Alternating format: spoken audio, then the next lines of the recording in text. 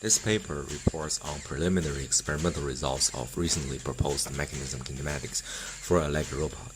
The proposed kinematics enable airborne elastic energy storage, and we showcase the dynamic advantages of our proposed mechanism in this paper. The configuration space of our proposed kinematics creates a mapping from a series elastic actuator to a foot motion that includes a pair of singularities with respect to the input crank, such that when the robot is in the air, the input torque will drive the mechanism into its singularity and stay there until an impact force in the vertical direction pushes the mechanism out of the singularity. While the mechanism is at the singularity, the motor will wind up the spring. As soon as there is an impact at the foot, the input crank will be able to rotate freely, and the charged spring will release its energy for useful push-off motions. Here we demonstrate the advantage of our proposed kinematics. With the same motor, the first case where there is no singularity or control, the foot will land at random configuration. When we implement position control on the motor, the foot will land at the correct configuration, but there is no energetic advantage. When there are singularities in configuration space, the jumping power is enhanced because the motor is able to charge the spring while the robot is in the air.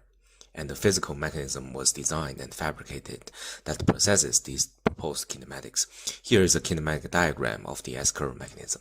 The S-curve refers to the S shape in the Phi slice of the configuration space. Two singularities are marked in red, both in the task and the configuration space, and we refer to such an arrangement of singularities along a narrow S in the configuration space as the S-curve kinematics. And with the physical mechanism design, we simulate the proposed behavior of elastic energy storage in flight, and the stored energy is released upon ground impact for useful high-powered push-off motion.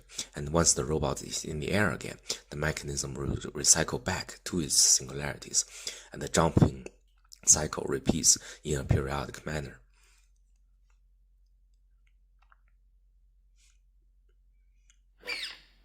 And here we showcase the fabricated mechanism mounted upside down and connected to a series elastic actuator. S-curve kinematics coupled with an SEA allow the storage within the elastic energy element in the absence of load at the foot. And as soon as the load is applied for the foot, there's elastic energy releases automatically. And the energetic output of this S-curve mechanism is tested by having it kick a mass upward.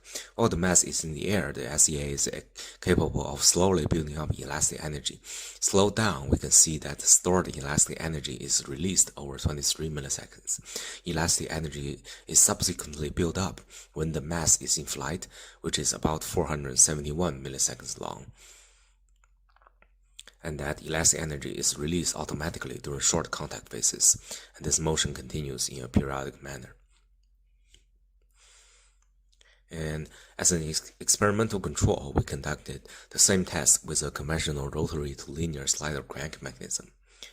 And then the S-curve mechanism is compared against the slider crank mechanism as they kick masses with different weights. And here is a selected results of the inverted kicks when the mass is at 361 grams.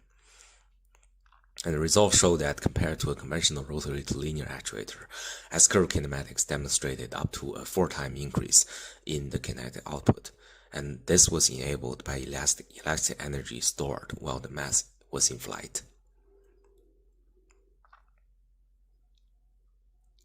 And here we showcase some experiments are going smoothly. Thank you for watching.